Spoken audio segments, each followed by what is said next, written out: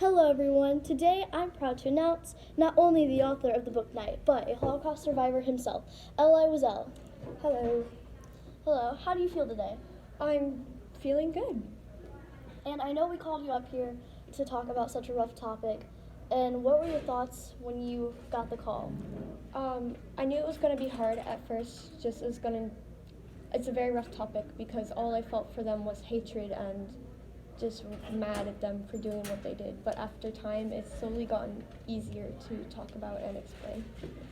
And so, did you ever just feel like you lost faith in God, for starters? Multiple times I had lost faith in God. It was just, how could he be doing that to his own people who believed him in such a long time, and that you just didn't think he cared. So, if you could do anything differently, what would you do? I would have been inside when the man knocked on our window to signal danger so we could leave, or even before that when we had suggested leaving to my father. I wish we would have tried to persuade him more to leave and get out of there before any of that had happened. And you were 15 when this all started, correct? Yes, I was 15, although I was told to say I was 18 by another Auschwitz prisoner so that I would not have been sent to die with the rest of the young children. What kept you fighting for your life throughout this tragedy? Probably that small bit of hope for me and my father, and that my mother and sister were going to be out there, and that tiny hope that maybe God was going to fix us. And whenever you went sent to Auschwitz, what were your very first thoughts on this event? I was scared. I was terrified. I didn't know what was happening. It was the unknowingness of everything that was going on around me that just scared me.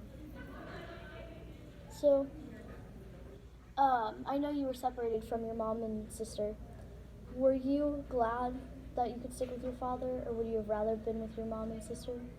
I'm not sure because I love them both dearly, although I am very glad that I was at least stuck with one family member, because being with him brought a small sense of comfort to the unknowingness that was going on around me.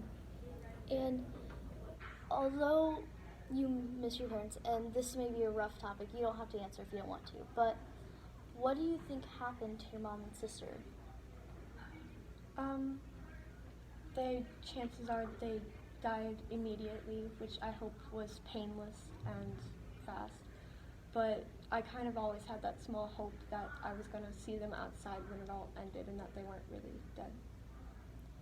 And is that why you waited so long to write your book? Because you were just waiting for something? I was hoping that things weren't as bad and that something was going to get better.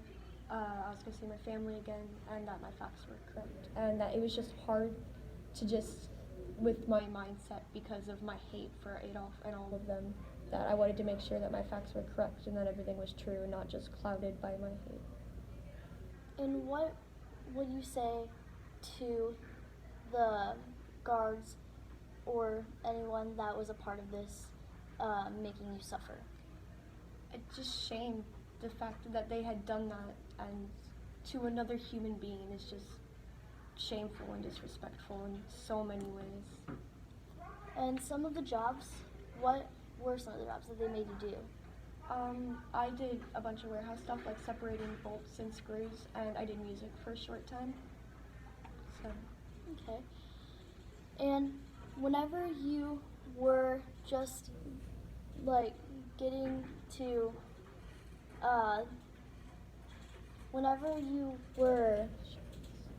just getting to Auschwitz, were you ever was there a point where you just knew your life was in danger? At first, when I just saw people being separated and I saw the fire and the smoke and I could just smell the scent of death, I kind of knew that it was virtually that was basically going to be the end. Yeah. And your father, I know you tried so hard to keep him with you. Did you have a feeling it would end for him?